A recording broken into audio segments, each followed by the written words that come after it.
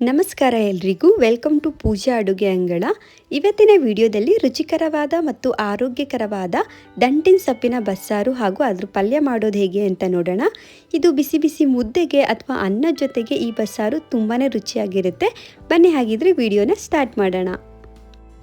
ಮೊದಲು ಒಂದು ಕುಕ್ಕರ್ಗೆ 1 ಕಟ್ ದಂಟಿನ ಸೊಪ್ಪನ್ನ ಕ್ಲೀನ್ ಮಾಡಿ 2 ರಿಂದ 3 ಸತಿ ಚೆನ್ನಾಗಿ ತೊಳ್ಕೊಂಡು ಕಟ್ ಮಾಡಿ ಸೇರಿಸ್ಕೊತಾ ಇದ್ದೀನಿ. ಹಾಗೆಯೇ 1 ಕಪ್ ತೊಗರಿಬೇಳೆನೂ ಕೂಡ ಚೆನ್ನಾಗಿ ತೊಳ್ಕೊಂಡು ಸೇರಿಸ್ಕೊಳ್ಳೋಣ. ನೀವು ಬೇಕಿದ್ದರೆ ತೊಗರಿಬೇಳೆ ಬದಲು ಅವರೆಬೇಳೆನೂ ಕೂಡ ಯೂಸ್ ಮಾಡ್ಕೋಬೋದು.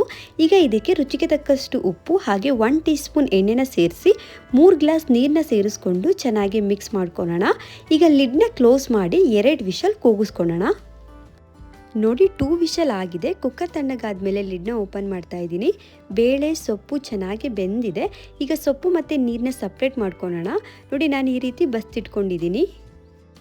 ಈಗ ಸಾಂಬಾರಿಗೆ ಮಸಾಲೆನ ರೆಡಿ ಮಾಡ್ಕೊಳ್ಳೋಣ. ಅದಕ್ಕೆ ಒಂದು ಪ್ಯಾನ್ನ ಬಿಸಿ ಮಾಡೋಕ್ಕೆ ಇಟ್ಕೊಂಡು ಅದಕ್ಕೆ 1 ಟೇಬಲ್ ಸ್ಪೂನ್ ಎಣ್ಣೆನ ಸೇರಿಸ್ಕೊತಾ ಇದ್ದೀನಿ.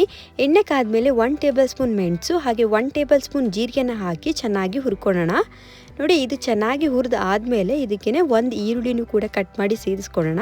ಹಾಗೆ ಒಂದು 10 ಎಸ್ಲು ಬೆಳ್ಳುಳ್ಳಿ ಹಾಗೆ ಸ್ವಲ್ಪ ಕರಿಬೇವನ್ನು ಕೂಡ ಹಾಕಿ ಫ್ರೈ ಮಾಡ್ಕೊತಾ ಇದ್ದೀನಿ.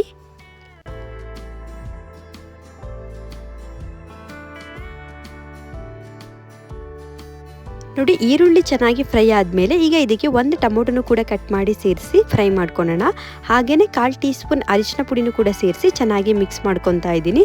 ನೋಡಿ ಈಗ ಗ್ಯಾಸ್ ಸ್ಟವ್ನ ಆಫ್ ಮಾಡೋಣ. ಈಗ ಇದಕ್ಕೆ 1 ಸೌಟ್ ಬೇಯಿಸಿಟ್ಕೊಂಡಿರುವ ಸೊಪ್ಪು ಬೇಳೆನ ಸೇರಿಸ್ಕೊಳ್ಳೋಣ.